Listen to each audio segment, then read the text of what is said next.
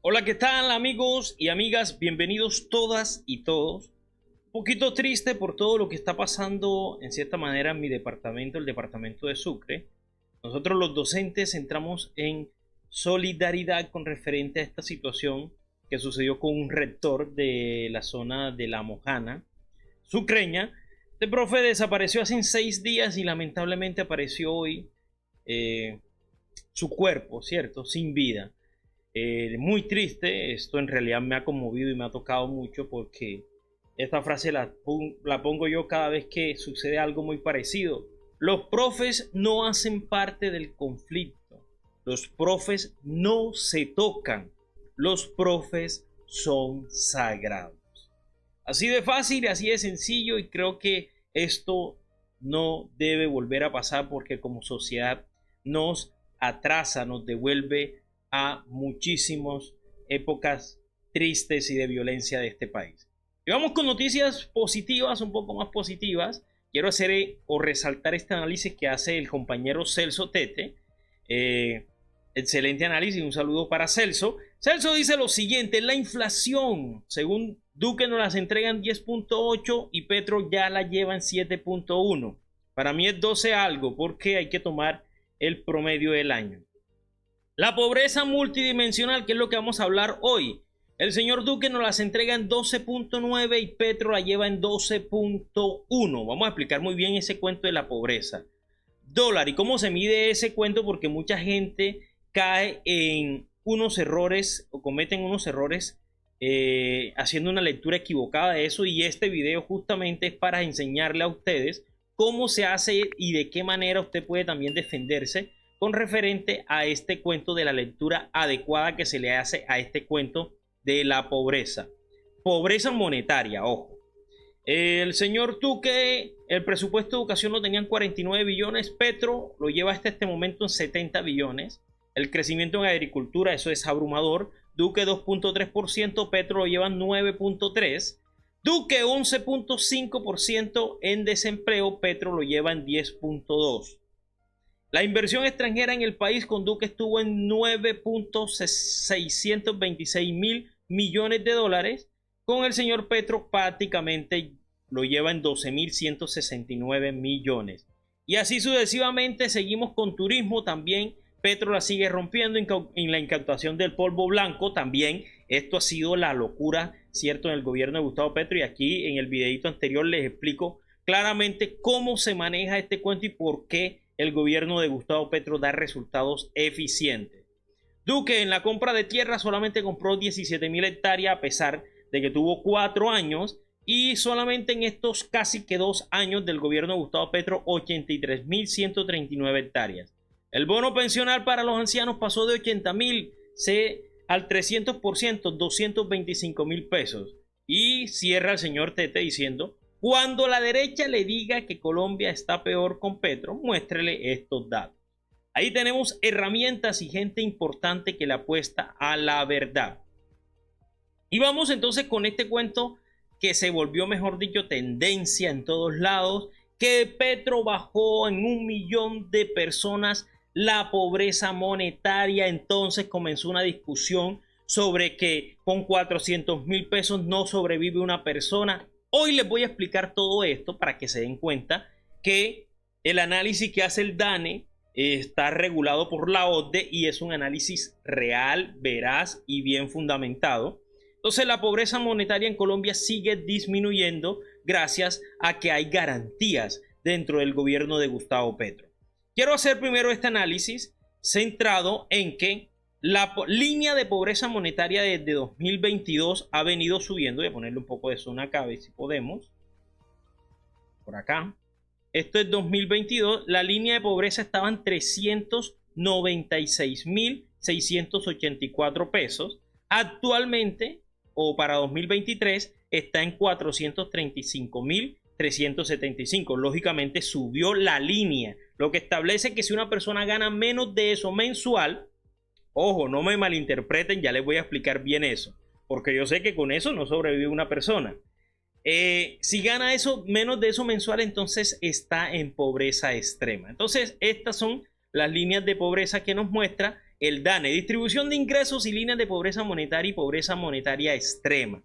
Estas son la línea, quiero que partamos de este número, 435.775 pesos. Esa es la línea marcada. La línea de pobreza extrema, por acá no les dijeron, monetaria per cápita en Colombia 2003 fue de 218.843. En el caso de un hogar de 4 personas fue de 875.000. Ya les voy a explicar esto. Entonces, por acá nos dicen también un mapita, nos muestra un mapa. Ponerle acá eso. Nos dice comportamiento de la línea de pobreza monetaria en las 23 principales ciudades del país entre 2022 y 2023. Hay una disminución, ¿cierto? Aquí está el numerito clave de esto, 435.375 pesos. Si en Colombia, aquí está mi ciudad Sincelejo, está en saldo rojo, está por debajo de la línea de pobreza la mayoría, en un porcentaje, es el más alto. Voy a ponerle un poquito de zoom acá, si usted es cincelejano o sucreño, vea, tenemos el porcentaje más alto en variación con referente a línea de pobreza. Sincelejo es una ciudad empobrecida, por los que no lo conocen, y muchos se ríen por ahí diciendo muchas cosas de Sincelejo, pero Sincelejo es una lamentable ciudad empobrecida que ha sido golpeada muchísimo por la corrupción. Intentamos salir de ella y a eso le estamos apostando. Sincelejo siempre ocupando estos últimos lugares. Bueno, vamos por acá. Les voy a explicar con esta gráfica.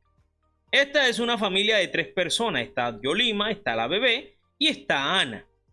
Estas 3 personas tienen un ingreso total de 1.160.000 pesos mensuales. Porque doña Yolima gana 900.000 y Ana gana por ahí rebuscándose 260.000 pesos. Ana empezó a trabajar en servicios domésticos por días y en tiempo restante trabaja en el hogar. Bueno, vamos acá. Los ingresos mensuales, ponerle un poquito más de zoom, a ver, dejémoslo ahí. Los ingresos mensuales de este hogar, con los que deben financiar los gastos de 3 personas, se dividen en modo proporcional.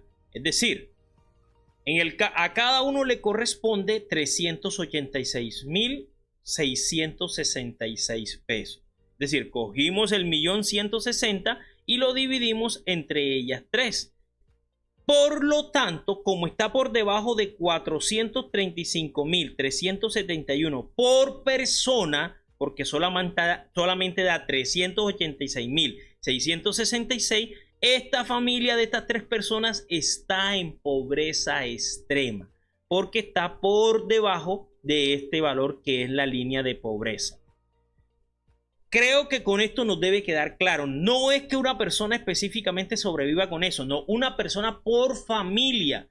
Si ustedes son 5 familias, hay que multiplicar 5 por 435.375 y eso es más o menos lo que se debe estar ganando usted mensual como familia para sustentar esa familia. Si está por debajo de ese valor, usted está en pobreza extrema.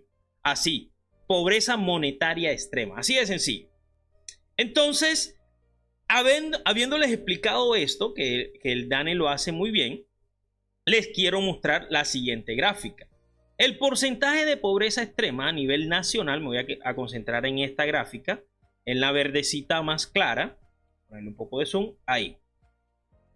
El señor Duque para 2021 nos lo entrega en un porcentaje del 39.7% y hoy a 2023 el señor Petro nos está entregando este cuento de pobreza monetaria con una extrema, con una reducción, ¿cierto? Significativa del 6 y pico por ciento, del 5 y pico por ciento, 5.3% si mal no estoy. Está en 33%. Así de sencillo. Entonces, al sacar ese porcentaje del 5.7%, da alrededor de 1 millón y pico de personas que salieron de pobreza monetaria extrema. Es decir, que esas familias sobreviven por persona con más o igual a 435.375 pesos. Que eso le quede claro a usted, si por ahí alguien estaba discutiendo con eso. Lógicamente una familia con 435.000 pesos o una sola persona tampoco es muy difícil que sobreviva. Otra cosa es sacar esa distribución de gastos de ingresos totales en la familia y dividirlos entre el número de habitantes de ese hogar. Yo creo que con este ejemplo nos debe quedar claro entonces que el gobierno del señor Gustavo Petro sigue trabajando en superar. Es decir, esto también va de la mano de lo siguiente. Hace 2 años atrás, en 2022, la línea de pobreza, voy a mostrársela otra vez, estaba en 396.000. ¿Qué quiere decir esto también? Que el poder adquisitivo de los colombianos ha aumentado. Hoy día nuestra moneda vale mucho más, nuestro poder adquisitivo aumentó, por lo tanto hay 1 millón y pico de familias más que están ganando por encima de los 435.375 pesos. Esto se logra, mi gente, con trabajo como el que está realizando el gobierno del cambio. Y por acá me gusta un análisis que hace el señor Gustavo Petro. No sé si hay algo más relevante aquí. Resultado de pobreza extrema. Sí, por ejemplo, este ejemplo está muy bueno. Aquí hay un hogar de 5 personas y este señor solamente gana 950.000 pesos al mes, que es lo que sucede en muchos hogares del país. Luis y Blanca viven con sus 3 hijos que están en edad escolar. Ladi, de 11 años, Fabián, de 9 y Paola, de 7. 3 hijos. Los ingresos mensuales de este hogar deben financiar el gasto de 5 personas. Aquí está el ejemplo que les decía. Al dividirlo de modo proporcional por persona, a cada integrante del hogar le corresponden 190.000 pesos. Para la alimentación, garantizando el requerimiento de 2.100 calorías diarias. En este caso hay 5 personas en situación de pobreza monetaria extrema. Por eso Luis puede decir, recibo 950.000 pesos al mes y estamos en pobreza extrema. Así es. Estamos en pobreza extrema y esto le sucede en el gobierno del señor Duque a casi 40 millones de colombianos. Esto ha ido cambiando con el gobierno del señor Gustavo Petro. Bueno, y aquí el señor Petro hace un análisis con referente a esto. Dice, la ciudad en donde más se votó contra mi candidatura después del electorado colombiano en Miami fue Cúcuta. Paradoja, Cúcuta fue la ciudad donde más cayó la pobreza monetaria en 6.9% y la pobreza monetaria extrema en 4.3% de todas las 23 ciudades más grandes de Colombia en el año 2023. Mi primer año de gobierno. Ojo, estamos hablando de 2023. Yo sé que para 2024 esto ha disminuido, la pobreza extrema monetaria ha disminuido aún más porque nuestra moneda se sigue fortaleciendo, es una de las monedas más fuertes en la región.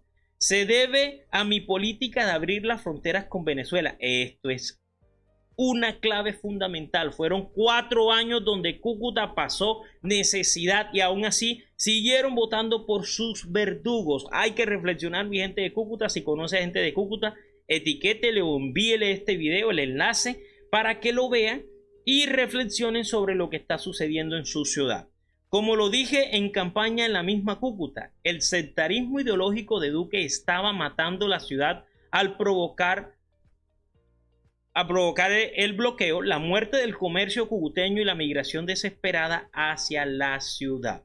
Excelente esta observación que hace el señor Gustavo Petro. Vamos con la parte gruesa de esta noticia, sino antes hacerle una invitación especial a usted para que por favor siga apoyando el periodismo independiente, el cual se esfuerza por traerle a usted siempre la verdad. Ahí abajito les estoy dejando mi número NECI y un código QR si lo quiere escanear y enviarme una donación desde $1 en adelante. Para usted puede ser muy poco, para mí es muchísimo y se lo voy a agradecer. De igual manera también le voy a pedir que si está acá por primera vez o ha visto mis videos y no se ha suscrito, suscribirse y activar la campanita para que le llegue de forma inmediata todo lo que nosotros hacemos aquí con favor de la verdad y para que usted siempre esté informado de forma objetiva. Entonces vamos con el escándalo, mejor dicho, este señor oscuro, así lo he llamado yo, Olmedo, ha salido nuevamente en pantalla y según todo esto es una estrategia mediática para que el señor gane espacios y garantías en la fiscalía. Sale esta denuncia que hace, o este exclusivo entre comillas que hace Noticias Caracol, sino antes quiero decir que esto es una infiltración, es decir, algo que está en cadena de custodia en la fiscalía, fue filtrado al periodismo y justamente el día en que Gustavo Petro logra uno de los avances más importantes y logros más importantes del gobierno, que es la firma de la reforma pensional, este señor de estos periodistas de Noticias Caracol sacan esta aparente exclusiva donde Olmedo sigue hablando de todo un poco, pero al final no dice nada ni muestra ninguna prueba. Vamos a escuchar un poco y vamos a ir analizando. De la Unidad Nacional para la Gestión del Riesgo de Salud. Olmedo López, el exfuncionario de más alto nivel procesado por el escándalo de corrupción que sacude al gobierno de Gustavo Petro, reveló ante la Corte Suprema la estrategia para pagar congresistas con contratos de la Unidad de Gestión de Riesgo por más de 90.000 millones de pesos. Hay que aclarar, esto no se logró dar porque ahí estalló ya el caso de corrupción de los tanques en La Guajira. Entonces, esto no se logró. Cadena que va de lo más alto, desde la orden de un ministro, hasta pasar por las manos del alcalde e inclusive hasta el nombre del contratista que iba a ejecutar la obra. López fue director de la unidad. Ahí está diciendo López que a él todos se lo dirigieron.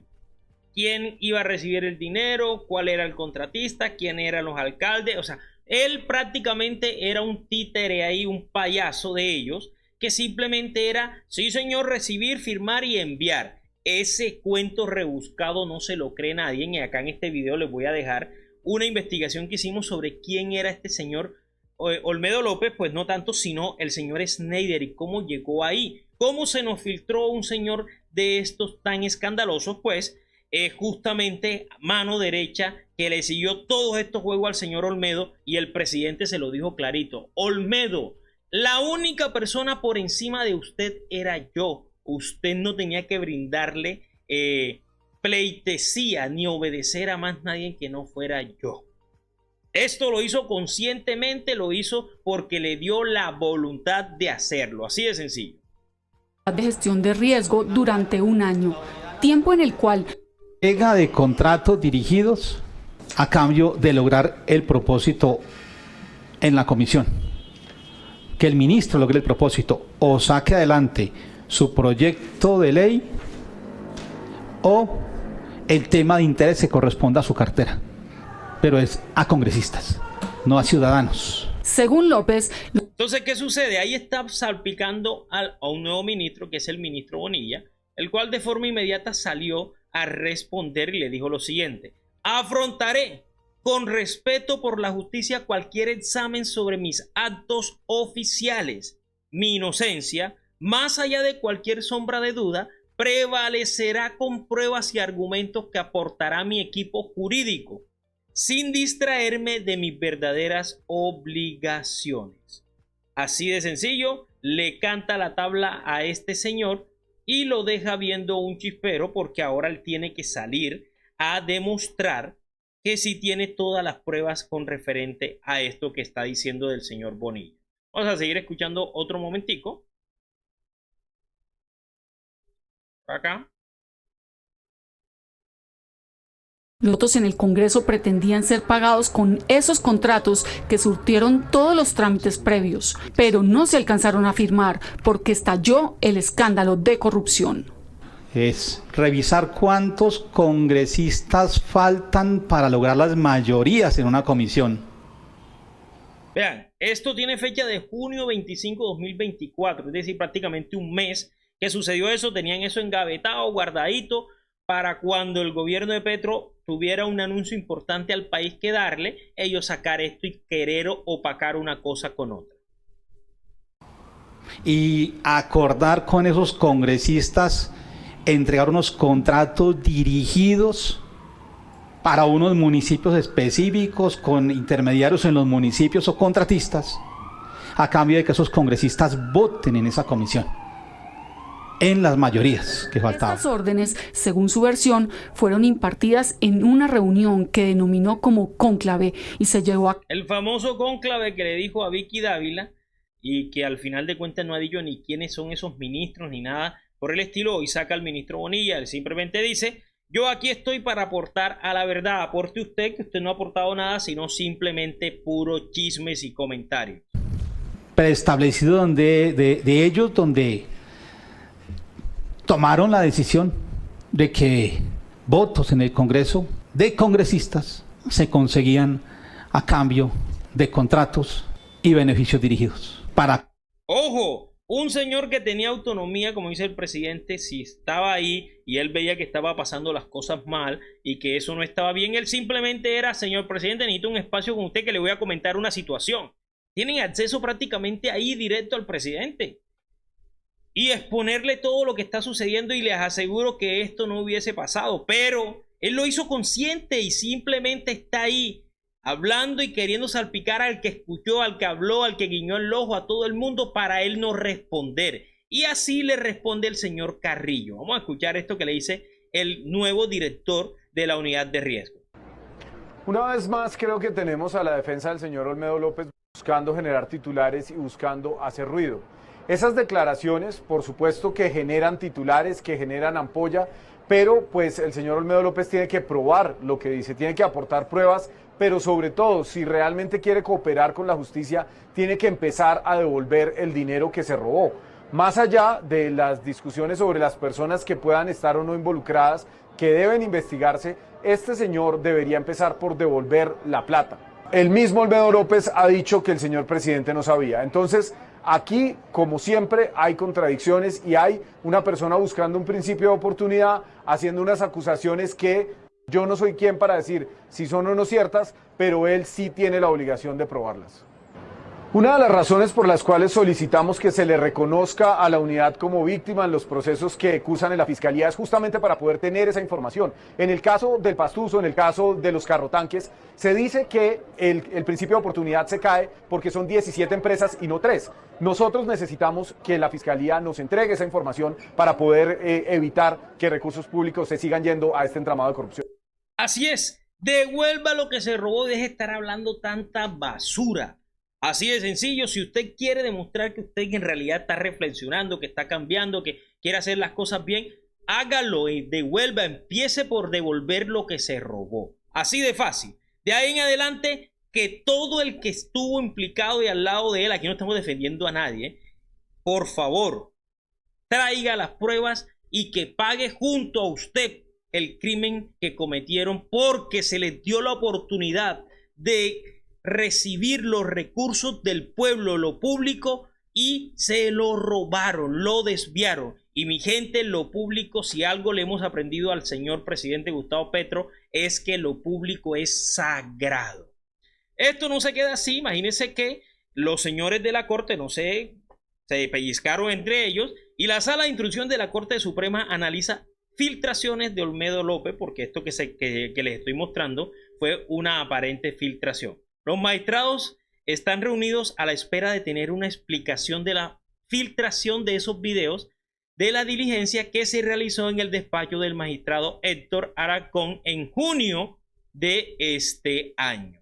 Ahí están esperando eso, y con respuesta a lo que está sucediendo, la Fiscalía se cansó de Olmedo, de tanto juego y de tantas mentiras y de tanto palabrerío, y le salió con lo siguiente al paso. Fiscalía radica solicitud de audiencia para imputar y pedir medida de aseguramiento contra Olmedo López y Schneider Pinilla. Así de sencillo. La decisión también cogía al empresario Luis Eduardo López Rosero. Aquí están estos tres señores. Estos tres, más que todo estos dos, el señor del medio fue más que todo utilizado, su nombre, su empresa, pero estos dos fueron el cerebro de todo eso, y ellos tienen que pagar. Y junto con ellos pagar también quienes sabían y le estuvieron ayudando. Y quiero cerrar con noticias positivas para finalizar este video, y es que recuerden que las juntas de acciones comunales habían perdido el poder de contratación con el gobierno. Pues nuevamente se está volviendo a esto, y juntas de acción comunal tendrán buen billete por nuevo decreto, beneficio para ciudadanos. Con esto muchas personas se verán beneficiadas con los nuevos proyectos. En un paso significativo para fortalecer la economía popular y comunitaria en todo el país, el Departamento Nacional de Planeación expidió el decreto 874-2024 que establece las bases para la contratación, ojo con esto, contratación directa entre entidades estatales y las acciones que conforman este sector. Esta iniciativa busca dinamizar la economía local, generar empleo y promover el bienestar de las comunidades más vulnerables. Con esto quiero dar finalizado. Nos vemos entonces a la próxima con un nuevo video. Chao, chao. No se les olvide compartir.